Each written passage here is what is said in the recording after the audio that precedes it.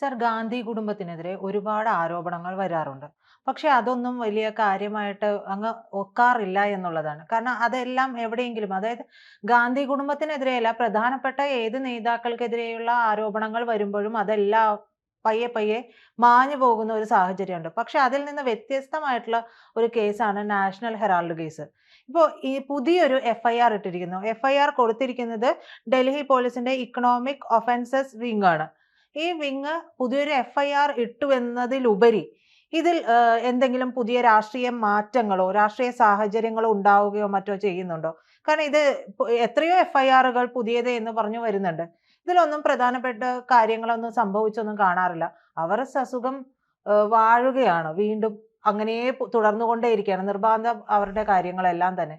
ഇതെന്തിനാണ് ഇടയ്ക്കിടയ്ക്ക് ആളുകളെ പൊട്ടനാക്കാൻ വേണ്ടിയിട്ട് ഇത്തരത്തിലുള്ള കേസുകൾക്ക് എഫ്ഐആർ എന്ന് പറഞ്ഞുകൊണ്ടുള്ള കാര്യങ്ങളിലേക്കൊക്കെ പോകുന്നത്?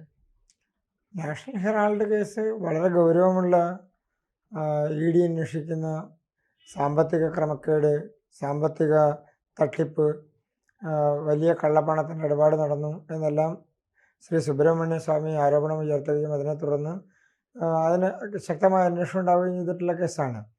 അതിലൊരു പ്രധാനപ്പെട്ട വിഷയം, ഈ ഇടപാടുകൾ നടന്നിട്ടുള്ളതെല്ലാം കോൺഗ്രസിൻ്റെ ഭരണകാലഘട്ടങ്ങളിലാണ്.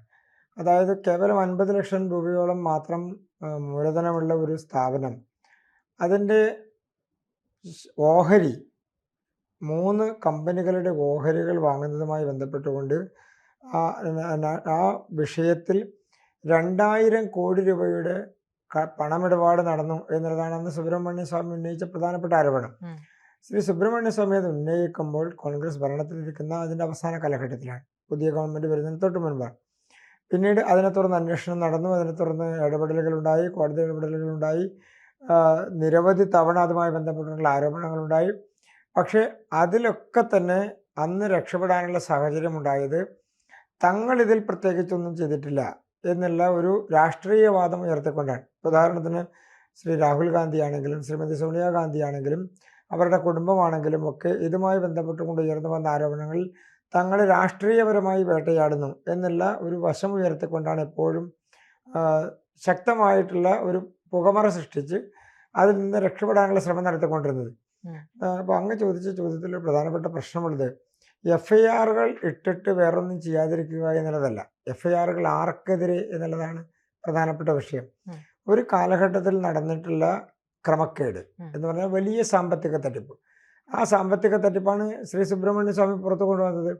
അപ്പോൾ ഒരു തരത്തിലും ന്യായീകരിക്കാൻ കഴിയാത്ത, അല്ലെങ്കിൽ സാധാരണക്കാർക്ക് വിശ്വസിക്കാൻ കഴിയാത്ത വലിയ സംഖ്യയുടെ ഇടപാടാണ് നടന്നിട്ടുള്ളത്. കേവലം 50 ലക്ഷത്തിൽ താഴെ മാത്രം ആസ്തിയുള്ള ഒരു സ്ഥാപനം 2000 കോടി കൊടുത്ത് മറ്റൊരു സ്ഥാപനത്തെ ഏറ്റെടുക്കുക എന്ന് പറഞ്ഞാൽ ബാക്കി പണം എവിടെ നിന്നാണ് ഉണ്ടാകുന്നത്? എവിടെ നിന്നാണ് ഇത് കൊടുക്കാൻ കഴിയുന്നത്?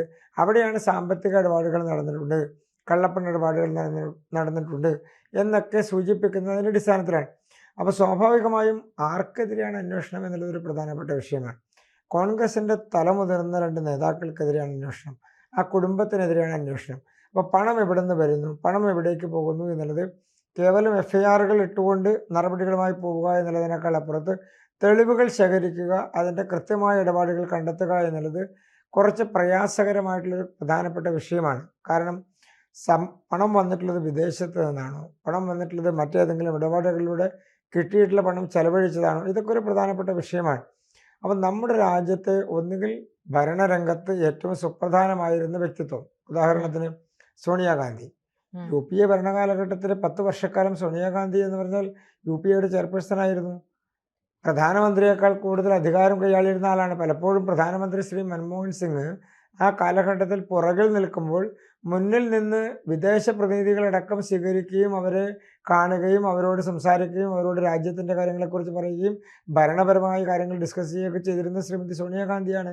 അപ്പോൾ സോണിയാഗാന്ധി ഒരു ചെറിയ ആളാണെന്ന് നമ്മൾ വിശ്വസിക്കുന്നില്ലല്ലോ.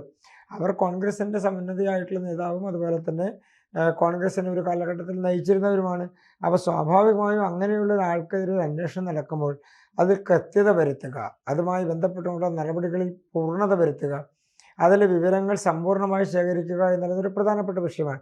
രണ്ടാമത്തത്, അതിൻ്റെ കൂടെ തന്നെ ആരോപണം കേട്ടുള്ളത് ആരാണ്?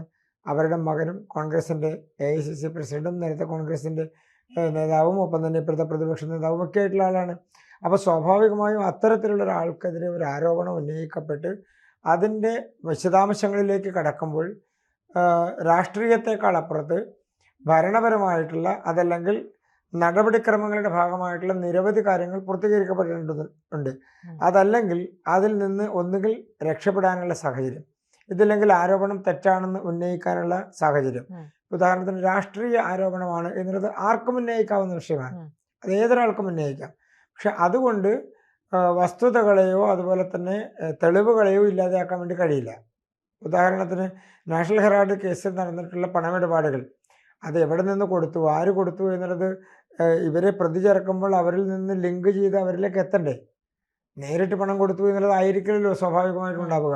അതിൻ്റെ തെളിവുകൾ പുറത്തു വരാനിരിക്കുന്നതല്ലേ ഉള്ളൂ. അതിൻ്റെ ഫൈനൽ റിപ്പോർട്ടോ അതിൻ്റെ കുറ്റപത്രം സമർപ്പിച്ച നടപടികളിലേക്കോ പോകുമ്പോഴേ നമുക്കതറിയാൻ കഴിയും. ഇപ്പോൾ പുതുതായി ഡൽഹി പോലീസ് ചെയ്തിട്ടുള്ളത് ഇതിൽ ഉണ്ടായിട്ടുള്ള ഇടപാടുകളെ സംബന്ധിച്ച്, ഗൂഢാലോചനയെ സംബന്ധിച്ച്, അതിൻ്റെ സാമ്പത്തിക ഇടപാടുകളിലെ ഗൂഢാലോചനയെ സംബന്ധിച്ച് ഈ കാര്യങ്ങളെല്ലാം അന്വേഷിക്കുന്നതിനായിട്ടാണ് ഇപ്പോൾ സർക്കാർ പുതിയ FIR എടുത്തിട്ടുള്ളത്. അതിൻ്റെ പ്രധാനപ്പെട്ട വിഷയമുണ്ട്. അത് ED അന്വേഷിക്കുന്ന കേസിൻ്റെ കൂടെ പ്രത്യേകമായി അന്വേഷിച്ചില്ലെങ്കിൽ EDക്ക് ഇതിൽ ഗൂഢാലോചന എന്നുള്ളത് സമ്പൂർണ്ണമായി അന്വേഷിക്കുക എന്നുള്ളത് ചെയ്യാൻ കഴിയുന്നൊരു കാര്യമല്ല, നടപടിക്രമങ്ങളുടെ കാര്യമായി ചെയ്യാൻ കഴിയുന്നൊരു കാര്യമല്ല. ഉദാഹരണത്തിന് EDക്ക് കള്ളപ്പണമിടപാട് നടന്നിട്ടുണ്ടോ, പണമിടപാടുകളുടെ ഭാഗമായി മറ്റേതെങ്കിലും കൃത്രിമത്വം നടന്നിട്ടുണ്ടോ, അല്ലെങ്കിൽ വിദേശത്തു നിന്ന് പണം കൊണ്ടുവന്ന് ഏതെങ്കിലും തരത്തിൽ സാമ്പത്തിക ഇടപാടുകൾ നടത്തിയിട്ടുണ്ടോ, ഇതിൽ മറ്റ് സോഴ്സുകളിൽ നിന്നുള്ള പണം ഉപയോഗിക്കപ്പെട്ടിട്ടുണ്ടോ, ഇതൊക്കെ EDക്ക് അന്വേഷിക്കാനും കണ്ടെത്താനും കണ്ടുകെട്ടാനും നടപടി സ്വീകരിക്കാനും കേസെടുക്കാനും വിചാരണ ചെയ്യാനും ഒക്കെ കഴിയുള്ളൂ. പക്ഷേ അതിൽ ഗൂഢാലോചന നടന്നിട്ടുണ്ടെങ്കിൽ, അതിൽ മറ്റാളുകൾ ചേർന്നുകൊണ്ട് ഈ തരത്തിലുള്ള സാമ്പത്തിക തട്ടിപ്പിനോ സാമ്പത്തിക അട്ടിമറിക്കോ ഇടപാടുകൾക്കോ ഒക്കെ ശ്രമം നടന്നിട്ടുണ്ടെങ്കിൽ അത് അന്വേഷിക്കാൻ സ്വാഭാവികമായും പോലീസിനെ കഴിയും. ഗൂഢാലോചനകൾ അന്വേഷിക്കാൻ പോലീസിന് ആ വകുപ്പിൻ്റെ നിർവചനം അനുസരിച്ച് അതിൻ്റെ മുന്നോട്ടേക്ക് പോകാനുള്ള അന്വേഷണം പോലീസിനെ കൊണ്ട് മാത്രമേ കഴിയൂ. അതാണ് ഈ ഇപ്പോൾ പുതുതായി FIR രജിസ്റ്റർ ചെയ്യുന്ന സാഹചര്യം ഉണ്ടായത്. നമ്മൾക്ക് സാധാരണ നിലക്ക് പറയാൻ കഴിയുന്ന പോലെ ഇടയ്ക്കിടയ്ക്ക് കേസുകൾ എടുത്തുകൊണ്ട് ഇടയ്ക്കിടയ്ക്ക് FIR എടുത്തുകൊണ്ട് അവരെ ഒന്ന് ബുദ്ധിമുട്ടിക്കുക, അങ്ങനെയല്ല. അന്വേഷണത്തിൽ സ്വാഭാവികമായും അതിന് നടപടിക്രമങ്ങളുണ്ട്. ഉദാഹരണത്തിന് അഴിമതി അന്വേഷിക്കാൻ എല്ലാ ഏജൻസിക്കും കഴിയുമോ? കഴിയില്ല. അതിന് വിജിലൻസ് സംവിധാനവും അതുപോലെ തന്നെ അഴിമതി നിരോധന നിയമപ്രകാരം അന്വേഷിക്കാൻ കഴിയുന്ന കേസുകളുള്ളതിൽ മാത്രമേ അന്വേഷിക്കാൻ കഴിയൂ. ഇപ്പോൾ UAPA ഇട്ടിട്ടുള്ള കേസുകൾ, UAPA ചുമത്തിയിട്ടുള്ള കേസുകൾ എല്ലാ ഏജൻസികൾക്കും അന്വേഷിക്കാൻ വേണ്ടി കഴിയില്ല. അതിന് നോട്ടിഫൈ ചെയ്തിട്ടുള്ള, അതിന് പ്രത്യേകമായി രൂപീകരിക്കപ്പെട്ടിട്ടുള്ള അല്ലെങ്കിൽ അതിന് അന്വേഷിക്കാൻ കഴിയുന്ന ഏജൻസിക്ക് മാത്രമേ അത് അന്വേഷിക്കാൻ കഴിയൂ. അപ്പോൾ പോലീസിനെ സംബന്ധിച്ച് അന്വേഷിക്കാൻ കഴിയുന്ന, EDയെ സംബന്ധിച്ച് അന്വേഷിക്കാൻ കഴിയുന്ന രണ്ട് മേഖലകളാണ്. അപ്പോൾ പോലീസ് ഇപ്പോൾ ചെയ്യുന്നത് ഇതിലെ ഗൂഢാലോചന നടന്നിട്ടുള്ള കാര്യങ്ങളെക്കുറിച്ച് അന്വേഷിക്കുക എന്നുള്ളതാണ്. അത് വെറുതെ FIR എടുക്കുക എന്നുള്ളതല്ല, അത് മറ്റൊരു അന്വേഷണത്തിൻ്റെ തുടർച്ചയോ മറ്റൊരു അന്വേഷണത്തിൻ്റെ സഹായകരമായതോ മറ്റൊരു അന്വേഷണത്തിൻ്റെ ഭാഗമോ ആയിട്ടുള്ളതാവാം. എങ്കിൽ മാത്രമേ അതിൻ്റെ കൂടെയുള്ള മറ്റൊരു അന്വേഷണം പൂർത്തീകരിക്കാൻ വേണ്ടി കഴിയൂ. ഇപ്പോൾ ഉദാഹരണത്തിന് നമ്മുടെ രാജ്യത്ത് കേരളത്തിലെ പോലീസ് ഒരു കേസെടുത്താൽ സ്വാഭാവികമായും അത് NIA അന്വേഷിക്കേണ്ട കേസുകളാണെങ്കിൽ NIA വന്ന് അന്വേഷിക്കും, അതിൻ്റെ സാധ്യതകൾ പരിശോധിക്കും. CBI അന്വേഷിക്കേണ്ടതാണെങ്കിൽ CBI അതിൻ്റെ സാധ്യതകൾ പരിശോധിക്കും. ഇപ്പോൾ കേരളത്തിൽ തന്നെ എത്രയോ കേസുകളിൽ പോലീസ് രജിസ്റ്റർ ചെയ്തിട്ടില്ല. ഇപ്പോൾ ഉദാഹരണത്തിന് കേരളത്തിലെ കരുവന്നൂർ കേസടക്കമുള്ള കേസുകളിൽ പോലീസ് കേസെടുത്താണ് അന്വേഷണം ആരംഭിച്ചത്. പിന്നീട് അത് ക്രൈംബ്രാഞ്ചിലേക്ക് മാറി. ക്രൈംബ്രാഞ്ച് അന്വേഷണം നടക്കുമ്പോൾ തന്നെ ED അന്വേഷണം ആരംഭിച്ചു, ഇൻകം ടാക്സിൻ്റെ അന്വേഷണം ആരംഭിച്ചു. അപ്പോൾ ഒരു ഏജൻസി എടുക്കുന്ന കേസാണെങ്കിലും അതിൽ മറ്റ് ഏജൻസികൾ കൂടി ചേരുമ്പോൾ മാത്രമേ പക്ഷേ അതിൽ നടന്നിട്ടുള്ള കുറ്റകൃത്യത്തെ സംബന്ധിക്കുന്ന പൂർണ്ണമായിട്ടുള്ള ഒരു അന്വേഷണത്തിൻ്റെ സാധ്യത മുന്നോട്ട് കൊണ്ടുപോകാൻ കഴിയും. എങ്കിൽ മാത്രമേ ഈ ആളുകൾ എന്താണ് കുറ്റകൃത്യം ചെയ്തിട്ടുള്ളത്, എവിടെ നിന്നാണ് കുറ്റകൃത്യത്തിനുള്ള സാഹചര്യം ഉണ്ടായിട്ടുള്ളത്, എവിടെയാണ് അതിൻ്റെ ഗൂഢാലോചന നടന്നിട്ടുള്ളത്, ഇതെല്ലാം വ്യത്യസ്തമായ ഏജൻസികളുടെ അന്വേഷണത്തിൻ്റെ പരിധിയിൽ വരുന്ന കാര്യങ്ങളാണ്. അതുകൊണ്ട് FIR വെറുതെ എടുക്കുന്നതല്ല. FIR ഒരന്വേഷണത്തിൻ്റെ തുടർച്ചയായ നിലനിൽക്കോ ഒരന്വേഷണത്തെ സഹായിക്കുന്നതിന് വേണ്ടിയിട്ടോ അല്ലെങ്കിൽ ഇതിൻ്റെ കുറ്റകൃത്യങ്ങൾ പൂർണ്ണമായി കണ്ടെത്തി പുറത്തു കൊണ്ടുവരുന്നതിന് വേണ്ടിയിട്ടോ ഈ തരത്തിലുള്ള നടപടികളുടെ ഭാഗമായിട്ടാണ് FIR. അതുകൊണ്ട് പുതിയ FIR എന്നുള്ളതിനേക്കാൾ അപ്പുറത്ത് തുടർച്ചയായ അന്വേഷണത്തിൻ്റെ ഭാഗമായിട്ടുള്ള FIR എന്ന് മാത്രമേ കാണാൻ വേണ്ടി കഴിയൂ. കൂടുതൽ വാർത്തകളും വിശേഷങ്ങളും നിങ്ങളിലേക്ക് എത്താൻ ABC മലയാളം സബ്സ്ക്രൈബ് ചെയ്യുക, ബെൽ ബട്ടണും അമർത്തുക.